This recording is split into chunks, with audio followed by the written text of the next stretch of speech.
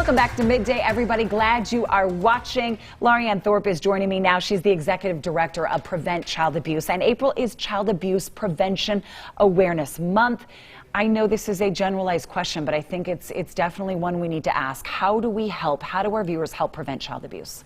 I think the number one thing that we can do to prevent child abuse is strengthen families. Strong families grow healthy, strong, and safe children. And what would you say to families that have really struggled during the pandemic and with parenting, with school online, with more time with their kids? Maybe they need another reminder about resources that can help.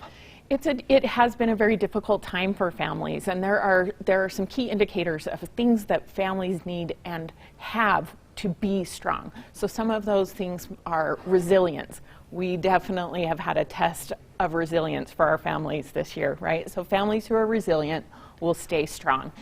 There's also support in times of need. So do they have the ability to access food, shelter, that kind of thing? You've got to have those basics met in order to have a strong family and have that support for kids.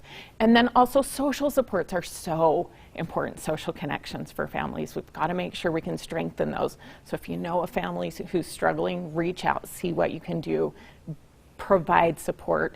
I always tell parents when they're feeling frustrated with their kids, deep breaths, phone a friend.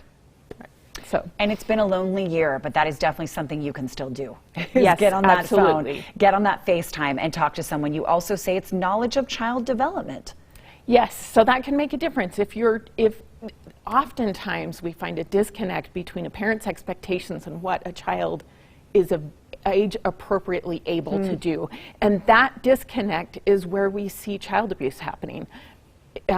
Maybe an interesting fact is that for physical abuse, the time that children are most at risk is during potty training, because parents have an expectation that a child should or will be able to do something maybe a little before they're developmentally ready to do so. And it's sometimes unrealistic because it's how you thought you were raised or what you did. Yes, or it's just like, but it's easy for me, so go ahead and do it, right? Like you should be able to do this because, that's overlay of an expectation that isn't appropriate for a developmental stage for a child. So knowing the child development can really help manage parents' expectations. Let's talk about how organizations across the nation are showing their support for Child Abuse Prevention Month. So a pinwheel is the symbol for happy, safe, healthy childhood.